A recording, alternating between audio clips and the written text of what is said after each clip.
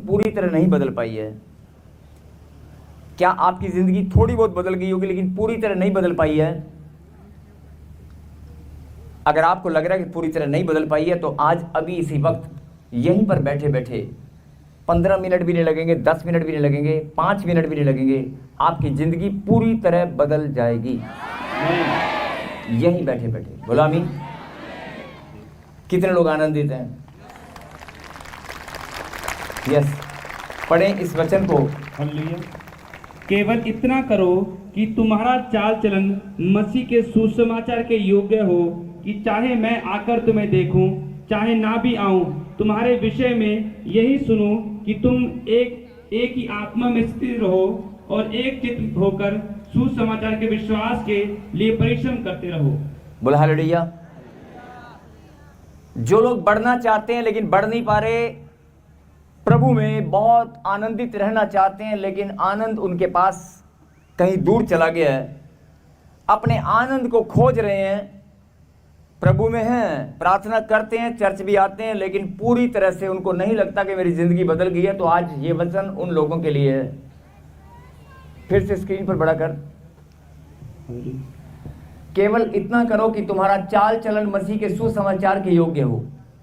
क्या आप इतना कर सकते हैं कि आपका चाल चलन, आपका स्वभाव, आपकी नेचर, आपकी कार्यशैली, आपकी जीवन शैली में सिर्फ एक काम करने के योग्य आप बन सकते हैं?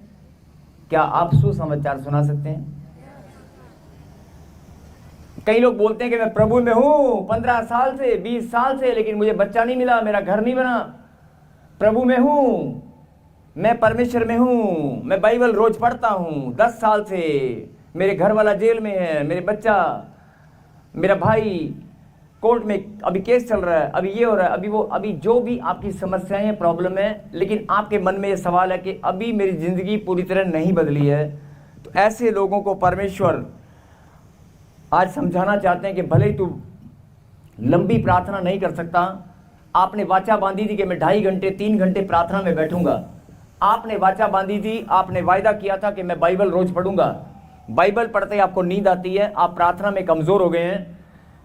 भले ही आप प्रार्थना में कमजोर हैं, आपको बाइबल पढ़ना नहीं हो रहा, या आप वचन को आप ठीक से, पहले आपको अच्छा प्रकाशन आता था, समझते थे, लेकिन अब आपको समझ नहीं आता है, मतलब आप प्रभु में अपने आप को कमजोर महसूस करने लगे हैं। आप प्रार्थना भी करते थे, प्रभु के गीत भी गाते थे, लेकिन आजकल आप गीत नहीं गा रहे हैं। आज आपका टाइम बिजी ज़्यादा हो गया है। मैं फिर बोल रहा हूं कि आप प्रभु में हैं, जैसे आप पहले प्रभु में प्रभु की महिमा करते थे, डेली वचन पढ़ते थे, डेली आप प्रार्थना में 2 घंटे बिताते थे, लेकिन आजकल आप ऐसा नहीं कर पा रहे हैं। तो ऐसे लोगों को परमेश्वर, सिर्फ आज्ञा पालन में आप कमज़ोर हैं, ऐसे लोगों को परमेश्वर एक मैसेज देना चाहते हैं। फिलिपियों की किताब 1 अध्याय 27 आयत में क्या लिखा कि तू केवल इतना करो कि तुम्हारा चाल चलन मसीह के सुसमाचार के योग्य हो। कि तुम्हारा चाल चलन इतना हो सकता है? मैं बोल रहा हूं तुम्हारा चाल चलन, दिन भर जो तुम कहीं जाते हो, आते हो, कोई काम करते हो, तुम्हारा स्वभाव, तुम्हारी बोलबानी, तुम्हारा चाल चलन क्या इस योग्य है कि एक सुसमाचार सुना सको? तुम लंबी चौड़ी प्रार्थना नहीं कर सकते, बाइबल नहीं पढ़ सकते, चर्च नहीं आ सकते, भेंट और दशमांश नहीं बोल सकते, लेकिन क्या आप सुसमाचार सुना सकते हैं? क्या आप सुसमाचार सुना सकते हैं? अगर केवल इतना करो कि तुम्हारा चाल चलन मसीह के सुसमाचार के योग्य हो, चाहे मैं आकर देखूं चाहे ना भी आऊं, तुम्हारे विषय में बस ये सुनूं। मतलब परमेश्वर कहता है मैं तुम्हें देखूं या ना देखूं, लेकिन तुम्हारे विषय में बस ये सुनूं कि वाकई ये बच्चा सुसमाचार करने के लिए हमेशा तैयार रहता है। इसने जैसे एक फौजी, जैसे एक सिपाही अपनी वर्दी में पहचाना जाता है, ध्यान से सुने, जैसे एक आर्मी, फौजी आदमी अगर वर्दी पहन रखा होगा तो भीड़ में अलग से नजर आएगा, आएगा कि नहीं आएगा? ऐसे ही अगर आपने सुसमाचार की वर्दी को पहन रखा है, परमेश्वर की वर्दी को पहन रखा है और सुसमाचार सुनाने के लिए आपके कदम हमेशा तैयार हैं, तो परमेश्वर भी आपको भीड़ में पहचानेंगे। वैसे तो वो पहचानते हैं, लेकिन भीड़ में भी उसकी दृष्टि पहले आप पर पड़ेगी। फिर से स्क्रीन पर दिखा बेटे, केवल इतना करो कि तुम्हारा चाल चलन मसीह के सुसमाचार के योग्य हो, चाहे मैं आकर तुम्हें देखूं या ना, चाहे ना भी आऊं, तुम्हारे विषय में यह सुनूं कि तुम एक ही आत्मा में स्थिर हो और एक चित होकर सुसमाचार के विश्वास के लिए परिश्रम करते रहते हो। मतलब तुम्हारे कदम सुसमाचार के लिए हमेशा तैयार रहते हैं, तुम्हारी भावनाएं, तुम्हारा मन हमेशा इस ओर लगा रहता है कि अगर कोई मुझे मिल गया, कोई गरीब है, दुखी है, परेशान है, मैं उसे सुसमाचार जरूर सुनाऊंगा। आपके मन में ये भावना हमेशा दौड़ती रहती है, आपके मन में हमेशा ये ख्याल रहता है कि मैं सुसमाचार जरूर सुनाऊंगा। तो ऐसे लोगों पर परमेश्वर की दृष्टि बनी रहती है। बोलो आमीन।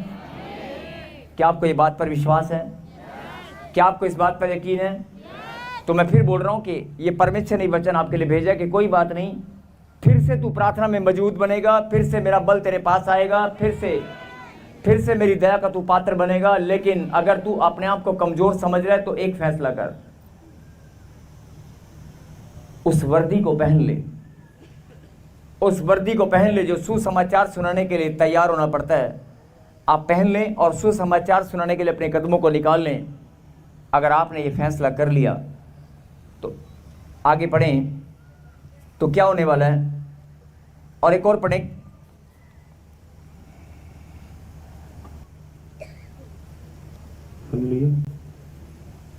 और जो भी तुम काम करते हो सब काम लिखा बिना कुड़कड़ाए और बिना विवाद के किया करो।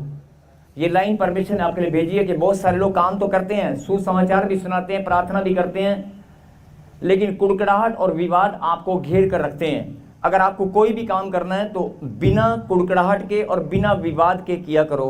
बोलो हालेलुया। और अभी आपको ये बात समझ में आ गई कि शैतान ने हमारे जीवन में हमारी प्रार्थना को या हमें कमज़ोर बनाकर प्रार्थना से दूर किया, चर्च में आने से दूर किया, हमें आत्मिकता में कमज़ोर बना दिया, हम अपने आप को कमज़ोर महसूस कर रहे हैं। तो परमेश्वर ने कहा कोई बात नहीं, फिर से मेरा बल तेरे पास आएगा, फिर से तू प्रार्थना में मजबूत बनेगा, फिर से तेरा जीवन पहले जैसा हो जाएगा।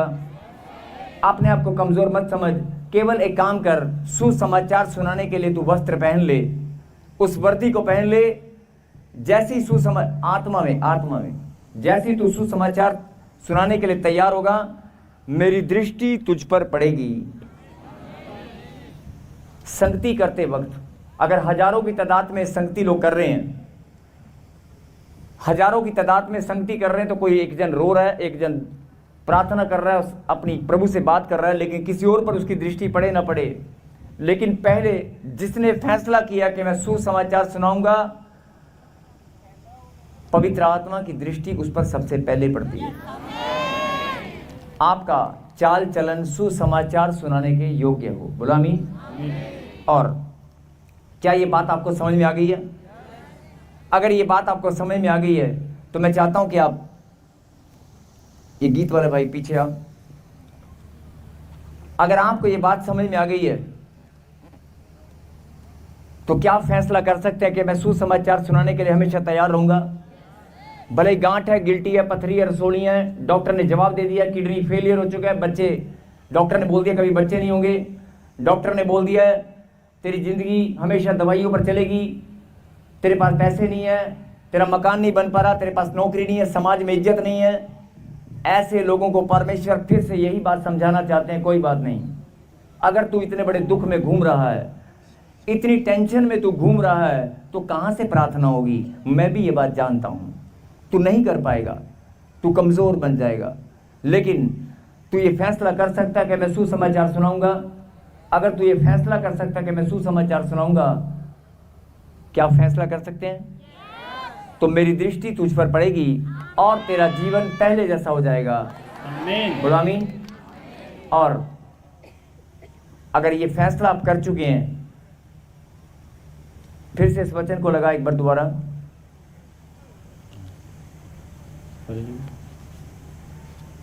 केवल इतना करें कि तुम्हारा चाल चलन मसीह के सुसमाचार के योग्य हो। क्या आपका चाल चलन सुसमाचार के योग्य बन सकता है? चाल चलन की बात किस लिए हो रही है? चाल चलन की बात है आपकी जीवन शैली, आटा गूंदने, सुबह नाश्ते से लेकर रात के डिनर तक, झाड़ू लगाने से, पोछा लगाने से लेकर बाहर सब्जी लाने तक, गाड़ी स्टार्ट करके ऑफिस से जाने से लेकर गोलगप्पे की रेडी तक, जहाँ जहाँ भी आप सुबह से शाम तक जाते हैं, आते हैं, अकाउंटेंट के पास जाते हैं, स्कूल में जाते हैं, फीस जमा कराने जाते हैं, जहाँ भी कहीं आपके कदम आपको लेकर जाते हैं, जिस किसी शख्स से आप बात करते हैं, जहाँ भी जीवन शैली की बात हो रही है, कार्यशैली की बात हो रही है, क्या आपके जीवन में आप सुसमाचार सुनाने के योग्य हैं? फिर से सुने, केवल इतना करो। यहाँ पर परमेश्वर आपको फिर से बात सुने, जो पीछे बैठे हैं, दाएं बैठे हैं, बहुत सारे लोग अभी प्रभु में नए नए हैं, बहुत सारे लोग बाइबल भी नहीं पढ़ते, बहुत सारे लोगों को बाइबल के बारे में पता भी नहीं होता, बहुत सारे लोगों को वचन की बातें समझ नहीं आती। मैं आपसे सिर्फ यही विनती करता हूँ, क्या आप इस वचन को समझकर अपनी आत्मा में ग्रहण कर सकते हैं? क्या आप इस वचन को अपनी आत्मा में ग्रहण कर सकते हैं? तो सुने और ग्रहण करें, और जैसे आप वचन को ग्रहण करेंगे, जैसे आप फैसला करेंगे, आज आपकी जिंदगी, मैंने क्या कहा था, किसी और की बदले ना बदले, आपकी जरूर बदलेगी। आमीन। किसी और की बदले ना बदले, लेकिन आपकी जरूर बदलेगी। बोलो आमीन। आमीन।